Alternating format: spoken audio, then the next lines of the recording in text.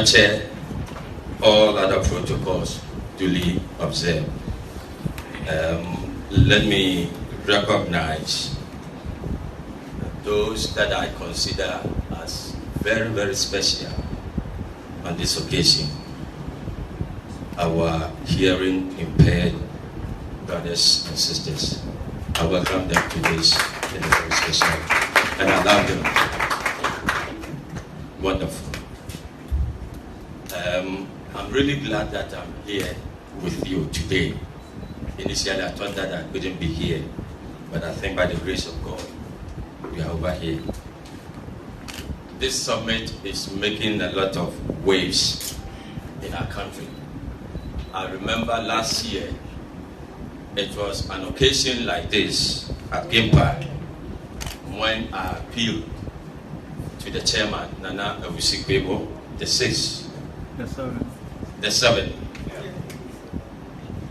With regards to the impending referendum, I appealed through him to the National House of Chiefs that for the sake of our youth, if we are to vote for yes, it will be tantamount to bloodshed. And instantly, because of the understanding of emotional intelligence, the following day, the National House of Chiefs issued a statement, and that actually brought to an end of that impending referendum. So this summit has achieved something for us. And I do remember, and I want to quote myself in 2018, what I said with regards to emotional capital, something that I think when you understand, it will really help. And to quote myself, I said that Africa is rich, but Africans are poor due to emotional capital bankruptcy. The lack of emotional capital, which is accentuated on empathy with our fellow citizens and our respective nations, has indeed impoverished the pathetic state of Africa. Emotional capital is the symphonic chord of harmonious development, a timely choice of capital to bring peace and development to nations. Unquote. And I also do remember in 2019, when I gave out the speech, I ended up with something that I thought it will be beneficial. I gave out I am HQ. And that was something that I shared with that summit. And that I'm HQ because we're talking about the development of our nation, building our nation.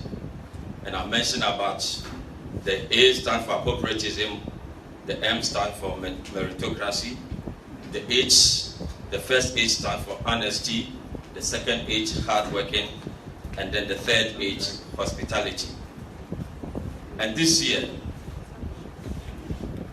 I am here to share with you with regards to practicing and maintaining Ghana's democracy in tranquility for posterity, the role of emotional intelligence. I do not really want to go through the role of emotional intelligence, but when I see young men and women like this, I'm so excited.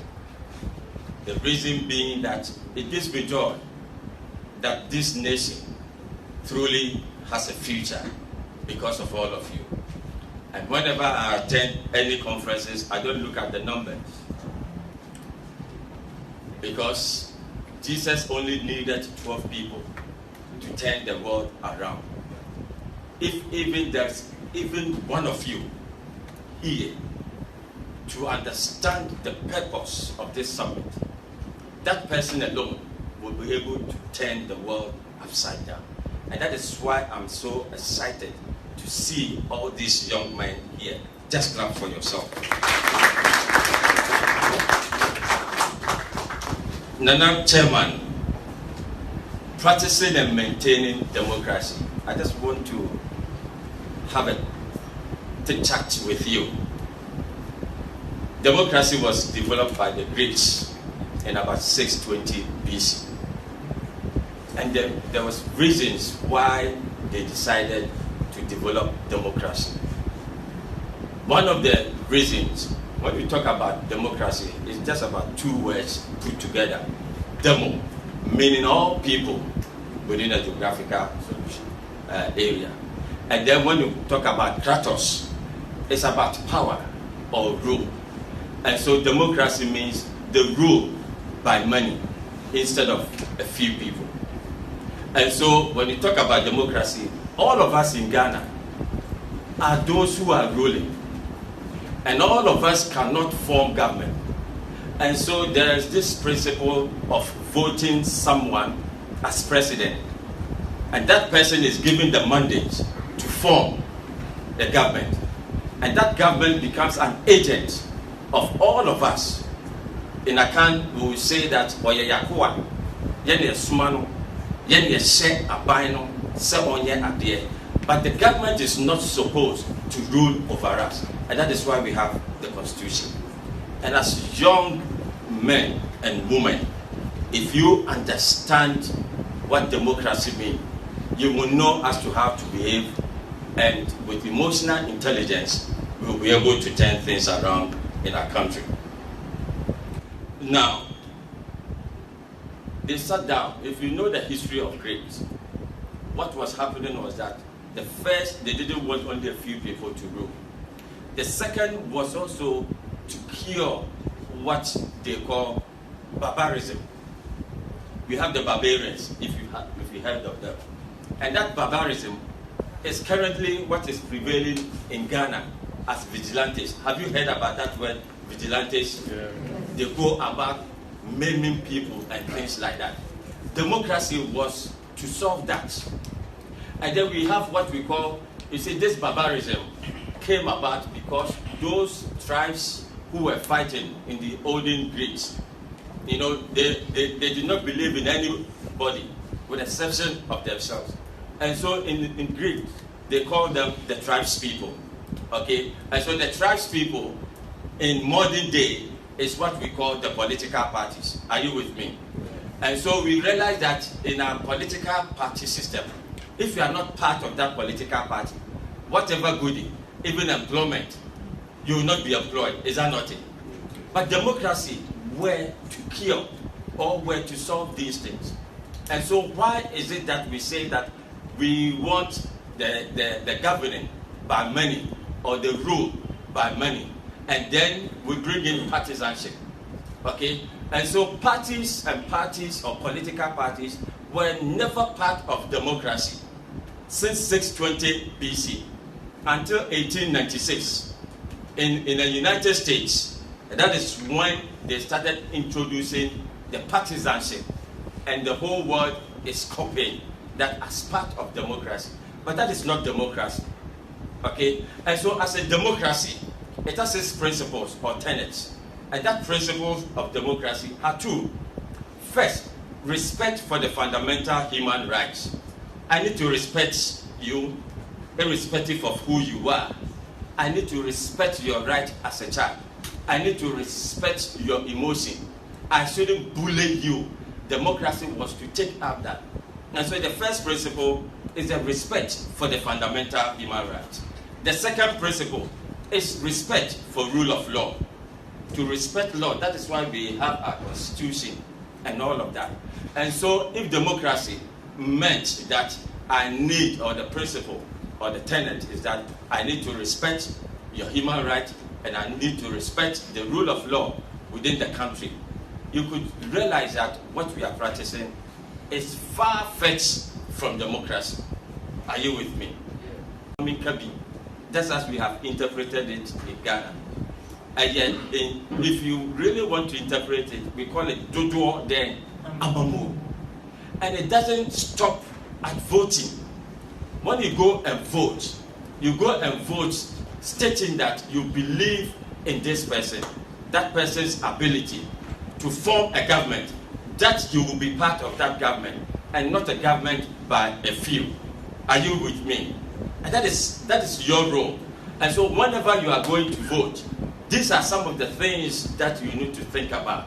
And I'm pretty sure that somebody hearing me today, if you understand this as a young man, no politician will come and ask you to go and say or act otherwise. Are you with me? Sure.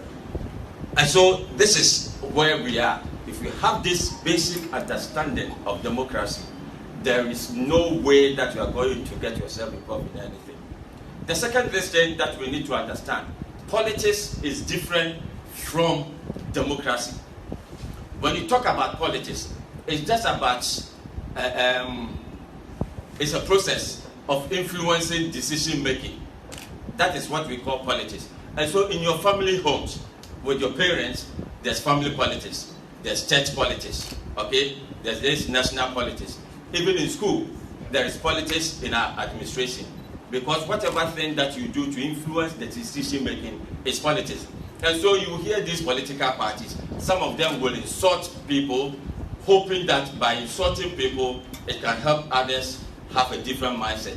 They go on radio station, they do a whole lot of propaganda. That propaganda, lying and all of that is politics, because they want to do that so as to capture your mind for you to go and vote and give that power to somebody that the person thinks that he's going to have, he's going to benefit. And so politics is more about an interest, somebody fighting for his interest and making sure that he or she will influence you to take a decision such that that decision will benefit him. And so whenever you are going to vote, whether you are a young man or a young woman or an adult, you first have to think about your own interest. Don't go and say that Papa Kwesi says that I should go and vote for this, or Mr. Osei Yeboah says that I should go and vote for this person. That is why I'm going to vote. Ask yourself that whether the government that is currently on, the kind of things that the government has done is actually benefiting you, and that in the future you will have hope living in Ghana. Are you with me?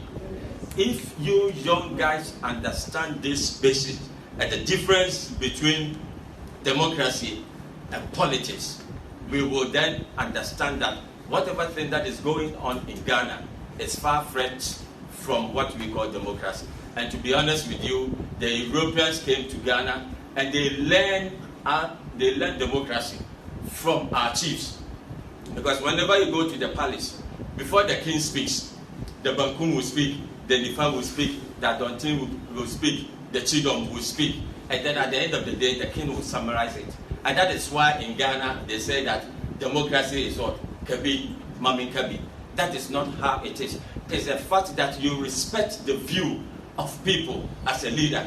And that is why the king will never speak until the Adontin, the Bankum, the Nifa, and all of them will speak before the king summarizes the collective wisdom of them and come out with a ruling. And that is why we say that when the king speaks, it's as if God has what? Spoken, and nobody is able to turn it around.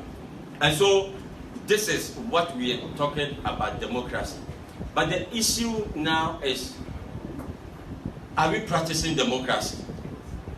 It's not. But how can we maintain it? I just want us to understand, whenever you hear the word emotional intelligence, it's too big a word that sometimes it becomes very difficult. And whenever I meet students of your age and of your group, emotional intelligence actually means empathy. And that one comes from the golden rule, which is also found in the Bible.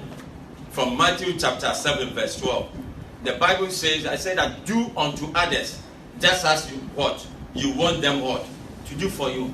And so in our democracy and in our politics, if you don't want to be insulted, do you have to insult someone?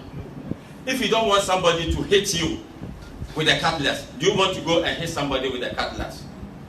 And so definitely, when we understand from emotional intelligence point of view, if you understand this, why should you even go out and go and fight? Is fighting parts of democracy, just as I defined for you? No. But democracy was to stop what I mentioned as barbarism, vigilantism. Democracy is supposed to stop that. And so if we have this understanding and this basis, that is when we will begin to think about maintaining our democracy.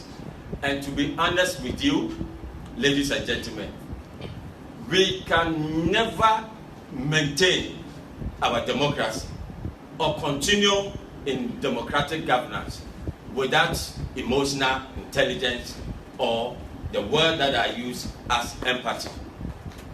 And so there's the need for us to understand what emotional intelligence is all about. Do unto others just as you want them to do for you. The moment you understand this as a child, whenever a politician comes and says that you are a young man, you have some muscle, go and do this, you say, honorable, where is your child or your children? Ask them to go and what?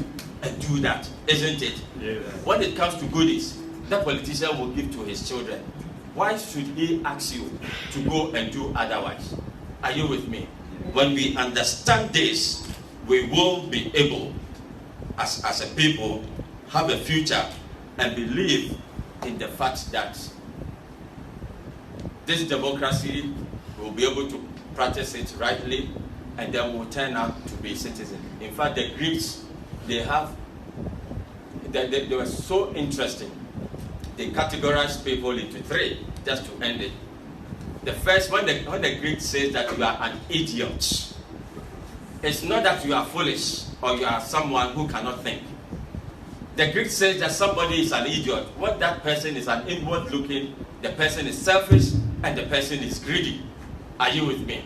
And so he said that for every country we have these three people.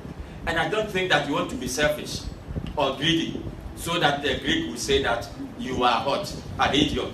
And such people, whenever they are in a position as president, as ministers, they embezzle the country's wealth. They take it to abroad, and they think that they are wiser. If you take the wealth of Ghana and you take it to abroad, the Greek will say that you are what? An idiot. And so all of those who are behaving that way, the Greek will say they are idiots. The second people are the trash people. That is the group state. The idiots will group themselves and say that they are one.